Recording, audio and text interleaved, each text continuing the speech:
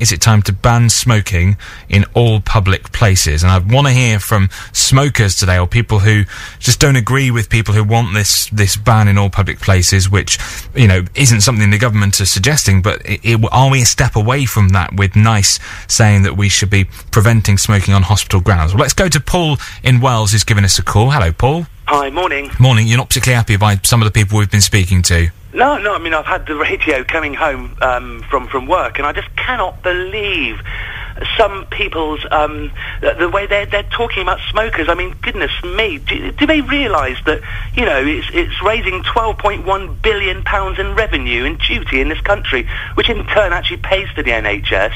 And then, you know, making statements saying you should ban it altogether and raise the price. For goodness sake, think of people's civil liberties. We banned it in hotels, restaurants, bingo clubs and bars. Is that not enough? No, it's not. They've got to take every right away from you. And this country is getting a bit of a pathetic nanny state, and I'm sick of it now.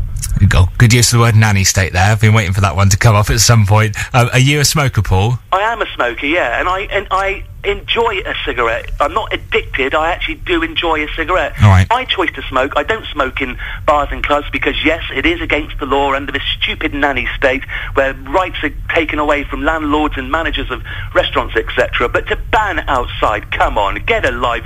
These people should be living on the moon, out the way. What about the impact on other people when you're smoking outside? There's no actual evidence that actually causes any illnesses in other people. Not on the health side, just on the way that it's not very pleasant. Well, I don't think it's very pleasant to walk past a burger bar and smell the disgusting, you know, onions being fried, etc., etc. We've all got things to put up with in life, haven't we? Let's just get on with life and just enjoy it. You know, cigarette, just walking past somebody in the street smoking and it goes up their nose. How pathetic! Get a life. And clings to their clothes as well. It's not very nice at all, really. If you're standing behind someone, walking behind someone, is it? Really? I mean, you can't deny that. I've never had that feeling walking behind somebody smoking. If you're a smoker, Paul.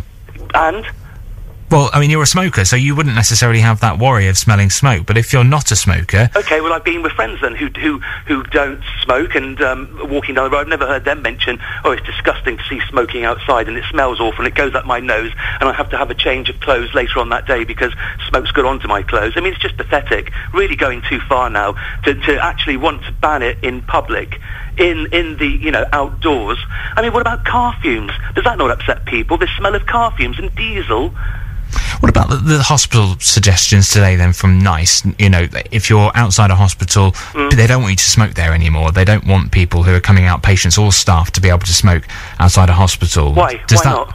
Because they've set out their plans today. They feel that it sets a bad example, and that, you know, the health aspect as well. I mean, obviously you're against that as well. Yeah, I mean, you know, sets a bad example. Well, doesn't it? If you went down the high street on a Friday and Saturday night and see the drunks outside, they're not going to ban alcohol, are they?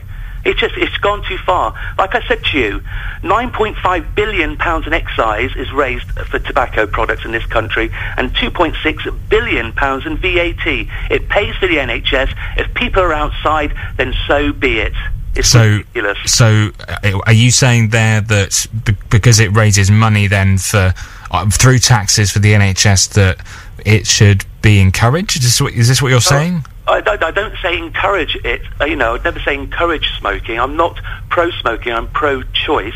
What I'm simply saying is the money it raises pays for the NHS, and for all the do-gooders and the people that say the smoke goes up their nose, if there were no cigarette smokers in this country, then there would have to be a private insurance system for health costs. But some people might say if you took away smoking and took away the cost of it on the NHS, that would equate, wouldn't it? Maybe it actually would save the NHS. How do you know that, though? Because I've got the latest figures from the TAM, which states it's £2.7 billion is the cost to the NHS of smoking-related diseases, and the revenue far outweighs that.